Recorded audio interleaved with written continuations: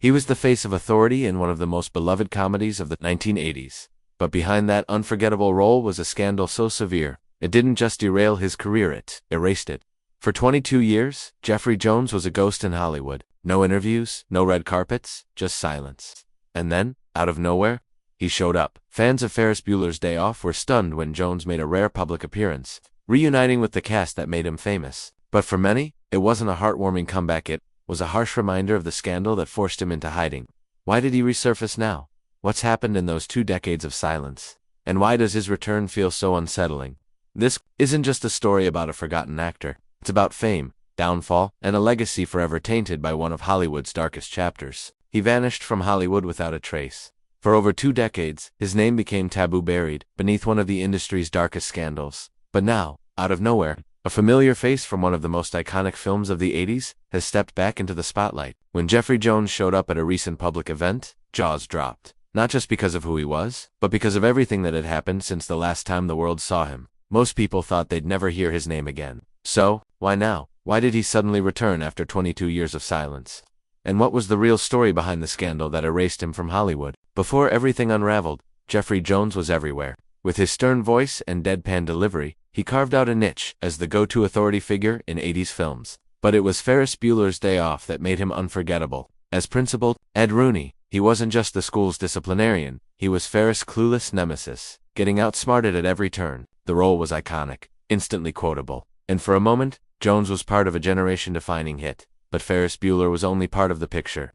He also starred as Charles Dietz in Tim Burton's Beetlejuice, rubbing shoulders with Michael Keaton, Winona Ryder, and Catherine O'Hara. He had that rare kind of screen presence, recognizable, reliable, and just quirky enough to stand out in a crowd of Hollywood regulars. Directors trusted him, fans remembered him, and his career seemed like it was only going up, but no one knew what was coming next. In 2002, everything came crashing down.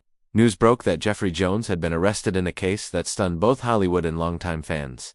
The charges, eliciting explicit photos from a minor and possessing illegal materials, the headlines, were everywhere and the fallout was immediate. Jones pleaded no contest to the solicitation charge. In a controversial plea deal, prosecutors dropped the more severe allegations, but the damage was already done.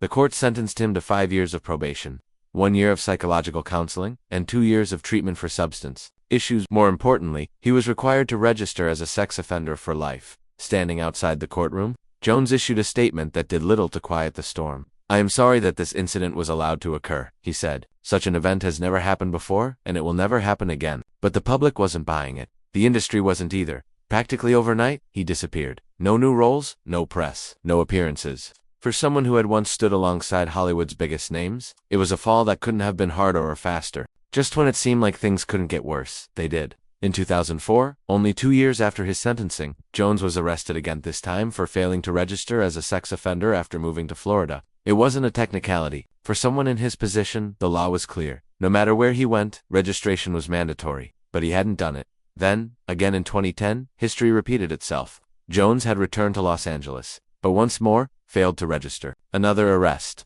Another court date. Another wave of headlines dragging his name back into the spotlight for all the wrong reasons. He pleaded guilty and was sentenced to 3 years of probation and 250 hours of community service. At that point, any hope of a Hollywood return felt impossible. Directors didn't call. Studios stayed silent.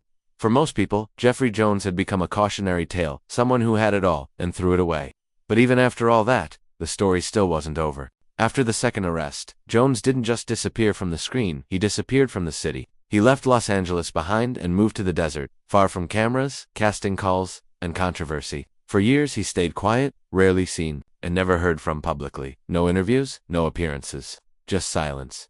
When he finally spoke, again decades later, it was clear he had been living a life in limbo. "I didn't want to be in LA anymore," he said during his recent panel appearance, "but I've got my family here. And little kids get old fast. I'm driving back and forth." It wasn't the voice of someone planning a comeback. It sounded more like someone who'd given up fighting the past. "I'm getting a place now in LA," he admitted. "I've given up, because I can't keep going back and forth from Burbank to the desert." For someone once embedded in the heart of Hollywood, it was a quiet, strange kind of exile, one that seemed both self-imposed and unavoidable. But then, unexpectedly, he came back. In 2024, Jeffrey Jones walked onto a stage in Los Angeles and, for many, it felt like seeing a ghost. After more than 2 decades in hiding, he appeared at the Hollywood show, sitting alongside former Ferris Bueller's Day Off castmates for a panel discussion. It was surreal. The crowd wasn't exactly cheering. It was watching. He looked older, quieter, more fragile, but he was talkative. He shared memories of working with director John Hughes, describing him as entertaining, but also intense. He even took credit for one of Ed Rooney's funniest moments, turning a backyard set into a muddy swamp just for the visual gag. It was a rare glimpse of the actor he used to be, but something felt off. There was no direct mention of the scandal, no explanation for the years away. Just a vague reference to not wanting to be in LA and the challenges of commuting from the desert. It wasn't an apology. It wasn't closure. It was just a quiet reappearance from someone most people had long since forgotten or tried to. Still, the question lingered, why now? For all the nostalgia and awkward laughs at the panel, one thing was clear: Jeffrey Jones was never welcomed back. Not really. Hollywood didn't offer him redemption arcs or second chances. After his final credited role in 2019's Deadwood, the movie, the phone stopped ringing. And when Beetlejuice, the long-awaited sequel, finally hit theaters in 2024, Jones wasn't in it. His character had been written off entirely. The industry had moved on and left him behind. Studios didn't want the controversy. Audiences didn't want the reminder. And Jones, whether by choice or by consequence, remained. In the shadows, his comeback appearance may have sparked headlines, but it didn't revive a career. It only confirmed what many already suspected: the damage was permanent. And in an era where reputations can be rebuilt online, his remained frozen. In the scandal that defined his legacy, Jeffrey Jones isn't just remembered for Principal Rooney or Charles Dietz anymore. His name carries something heavier now, something that overshadows even his most iconic roles. For many, he's a cautionary tale about fame, trust, and what happens when personal choices destroy public careers. And yet, there's still a strange fascination. When he appeared at that panel, people watched, they listened. Not because they celebrated his return, but because they wanted to understand. What happened to a once prominent star who vanished in disgrace? Will he try to return to acting? Unlikely. Will the public ever forgive? Probably not. But his reappearance raises a bigger question. What does Hollywood do with the figures it can't quite forget, but doesn't want to embrace? For Jeffrey Jones, the answer maybe exists somewhere in between. Not fully gone, not fully back. Just ... They're a name tied to both cult classic fame and a scandal too serious to ignore. And as for what comes next, that remains the most uncertain part of all. When photos from the panel hit the internet, the reaction was immediate: tanned, split down the middle. Some were stunned he even showed up. Others were shocked he was allowed to.